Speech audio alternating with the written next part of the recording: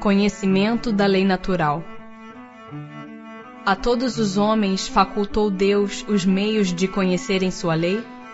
Todos podem conhecê-la, mas nem todos a compreendem.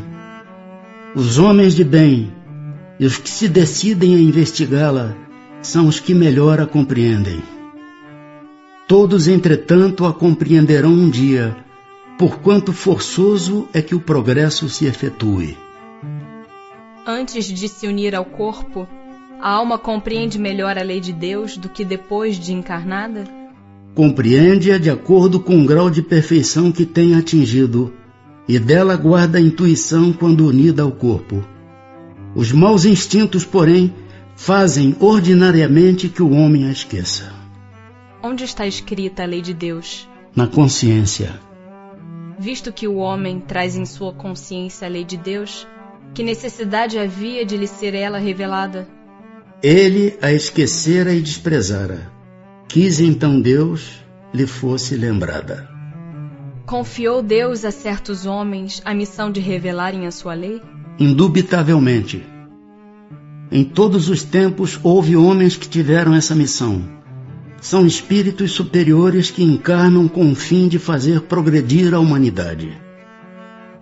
Os que hão pretendido instruir os homens na lei de Deus não se têm enganado algumas vezes, fazendo-os transviar-se por meio de falsos princípios? Certamente hão dado causa a que os homens se transviassem, aqueles que não eram inspirados por Deus e que por ambição tomaram sobre si um encargo que lhes não fora cometido. Todavia, como eram afinal homens de gênio, mesmo entre os erros que ensinaram, grandes verdades muitas vezes se encontram. Qual o caráter do verdadeiro profeta? O verdadeiro profeta é um homem de bem inspirado por Deus. Podeis reconhecê-lo pelas suas palavras e pelos seus atos. Impossível é que Deus se sirva da boca do mentiroso para ensinar a verdade. Qual o tipo mais perfeito que Deus tem oferecido ao homem para lhe servir de guia e modelo? Jesus. Só por Jesus foram reveladas as leis divinas e naturais? Antes do seu aparecimento, o conhecimento dessas leis só por intuição os homens o tiveram? Já não dissemos que elas estão escritas por toda parte? Desde os séculos mais longínquos, todos os que meditaram sobre a sabedoria hão podido compreendê-las e ensiná-las. Pelos ensinos, mesmo incompletos, que espalharam, prepararam o terreno para receber a semente. Estando as leis divinas escritas no livro da natureza, possível foi ao homem conhecê-las, logo que as quis procurar. Por isso é que os preceitos que consagram foram desde todos os tempos proclamados pelos homens de bem, e também por isso é que elementos delas se encontram, se bem que incompletos ou adulterados pela ignorância, na doutrina moral de todos os povos saídos da barbárie. Uma vez que Jesus ensinou as verdadeiras leis de Deus, qual a utilidade do ensino que os espíritos dão? Terão que nos ensinar mais alguma coisa? Jesus empregava frequentemente na sua linguagem alegorias e parábolas, porque falava de conformidade com os tempos e os lugares. Faz-se necessário agora que a verdade se torne inteligível para todo mundo. Muito necessário é que aquelas leis sejam explicadas e desenvolvidas. Tão poucos são os que as compreendem e ainda menos os que as praticam. A nossa missão consiste em abrir os olhos e os ouvidos a todos, confundindo os orgulhosos e desmascarando os hipócritas, os que vestem a capa da virtude e da religião a fim de ocultarem suas torpezas. O ensino dos espíritos tem que ser claro e sem equívocos, para que ninguém possa pretextar ignorância e para que todos o possam julgar e apreciar com a razão. Estamos incumbidos de preparar o reino do bem que Jesus anunciou. Daí a necessidade de que a ninguém seja possível interpretar a lei de Deus ao sabor de suas paixões, nem falsear o sentido de uma lei toda de amor e de caridade. Porque a verdade não foi sempre posta ao alcance de toda a gente. Importa que cada coisa venha a seu tempo. A verdade é como a luz. O homem precisa habituar-se a ela, pouco a pouco. Do contrário, fica deslumbrado. Jamais permitiu Deus que o homem recebesse comunicações tão completas e instrutivas como as que hoje lhe são dadas. Havia, como sabeis na antiguidade, alguns indivíduos possuidores do que eles próprios consideravam uma ciência sagrada e da qual faziam um mistério para que aos seus olhos eram tidos por profanos. Pelo que conheceis das leis que regem estes fenômenos, deveis compreender que esses indivíduos apenas recebiam algumas verdades esparsas dentro de um conjunto equívoco e, na maioria dos casos, emblemático. Entretanto, para o estudioso não há nenhum sistema antigo de filosofia, nenhuma tradição, nenhuma religião que seja desprezível, pois em tudo há germens de grandes verdades, que se bem pareçam contraditórias entre si, dispersas que se acham em meio de acessórios sem fundamento, facilmente coordenáveis, se vos apresentam graças à explicação que o Espiritismo dá de uma imensidade de coisas que até agora se vos afiguraram sem razão alguma e cuja realidade está hoje irrecusavelmente demonstrada. Não desprezeis, portanto, os objetos de estudo que esses materiais oferecem. Ricos eles são de tais objetos e podem contribuir grandemente para a vossa instrução. O bem e o mal. Que definição se pode dar da moral? A moral é a regra de bem proceder, isto é, de distinguir o bem do mal. Funda-se na observância da lei de Deus. O homem procede bem quando tudo faz pelo bem de todos, porque então cumpre a lei de Deus. Como se pode distinguir o bem do mal? O bem é tudo o que é conforme à lei de Deus. O mal, tudo o que lhe é contrário. Assim, fazer o bem é proceder de acordo com a lei de Deus. Fazer o mal é infringi-la. Tem meios o homem de distinguir por si mesmo o que é bem do que é mal? Sim, quando crê em Deus e o quer saber. Deus lhe deu a inteligência para distinguir um do outro.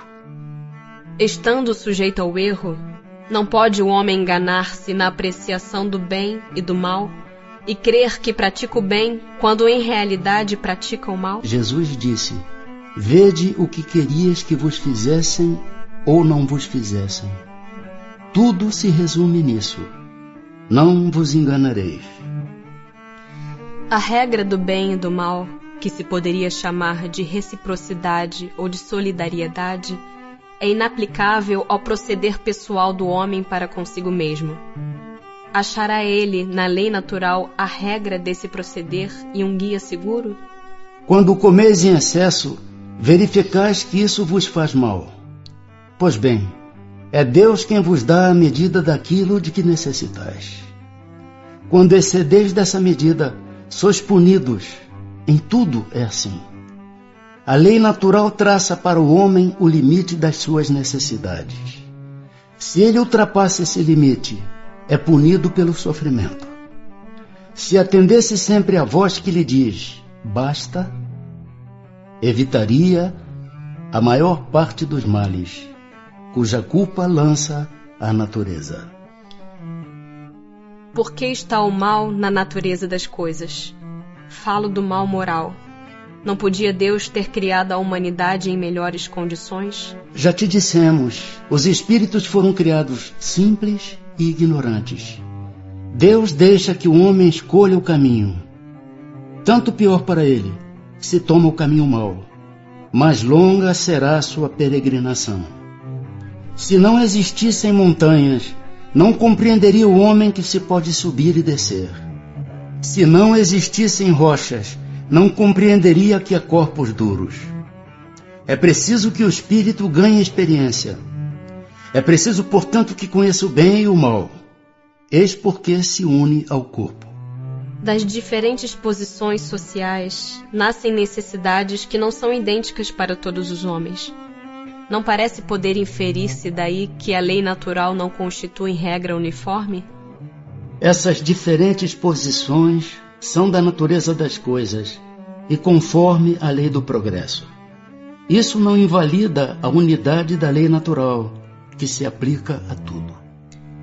São absolutos para todos os homens o bem e o mal? A lei de Deus é a mesma para todos.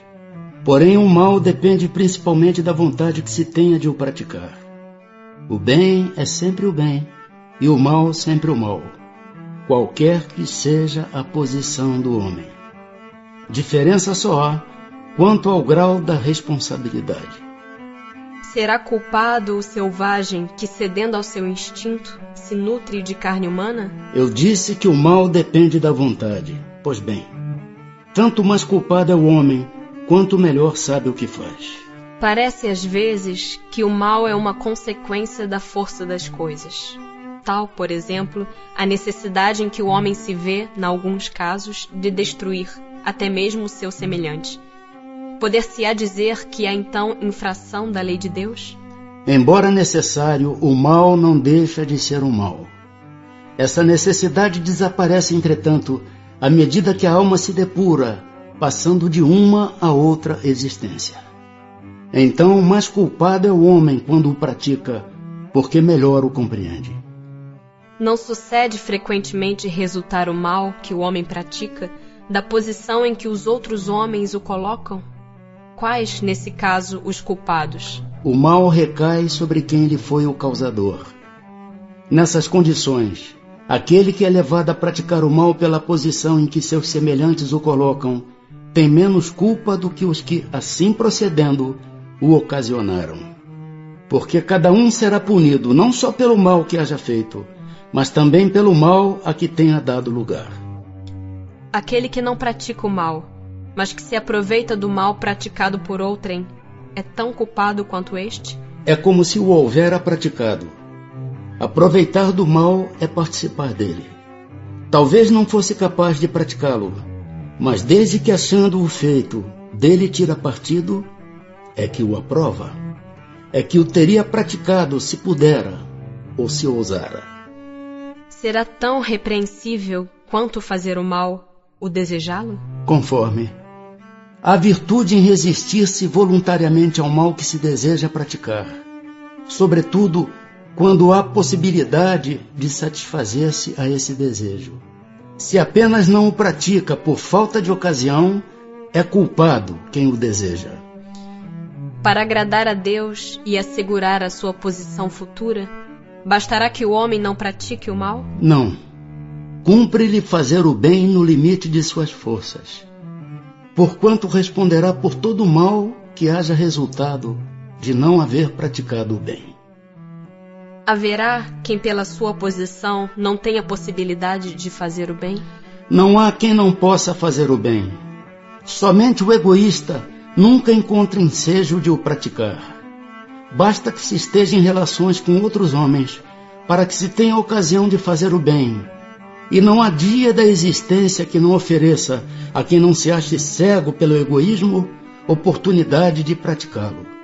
Porque fazer o bem não consiste para o homem apenas em ser caridoso, mas em ser útil, na medida do possível, todas as vezes que o seu concurso venha a ser necessário. Para certos homens, o meio onde se acham colocados não representa a causa primária de muitos vícios e crimes? Sim, mas ainda aí há uma prova que o espírito escolheu quando em liberdade, levado pelo desejo de expor-se à tentação para ter o mérito da resistência. Quando o homem se acha, de certo modo, mergulhado na atmosfera do vício, o mal não se lhe torna um arrastamento quase irresistível? Arrastamento sim, irresistível não. porquanto, mesmo dentro da atmosfera do vício, com grandes virtudes, às vezes deparas. São espíritos que tiveram a força de resistir e que, ao mesmo tempo, receberam a missão de exercer boa influência sobre os seus semelhantes. Estará subordinado a determinadas condições o mérito do bem que se pratique? Por outra, será de diferentes graus o mérito que resulta da prática do bem? O mérito do bem está na dificuldade em praticá-lo. Nenhum merecimento há em fazê-lo sem esforço e quando nada custe. Em melhor conta tem Deus o pobre que divide com outro o seu único pedaço de pão, do que o rico que apenas dá do que lhe sobra, disse-o Jesus a propósito do óbolo da viúva. Divisão da lei natural. A lei de Deus se acha contida toda no preceito do amor ao próximo ensinado por Jesus? Certamente esse preceito encerra todos os deveres dos homens, uns para com os outros. Cumpre, porém, se lhes mostre a aplicação que comporta. Do contrário, deixarão de cumpri-lo como o fazem presentemente. Demais, a lei natural abrange todas as circunstâncias da vida, e esse preceito compreende só uma parte da lei. Aos homens são necessárias regras precisas. Os preceitos gerais e muito vagos deixam grande número de portas abertas à interpretação. Que pensais da divisão da lei natural em 10 partes, compreendendo as leis de adoração, trabalho, reprodução, conservação, destruição, sociedade, progresso, igualdade, liberdade e, por fim, a de justiça, amor e caridade? Essa divisão da lei de Deus em 10 partes é a de Moisés, e de natureza a abranger todas as circunstâncias da vida, o que é essencial. Podes, pois, adotá-la, sem que por isso tenha qualquer coisa de absoluta, como não tem nenhum dos outros sistemas de classificação, que todos dependem do prisma pelo qual se considere o que quer que seja. A última lei é a mais importante, por ser a que faculta ao homem adiantar-se mais na vida espiritual, visto que resume todas as outras.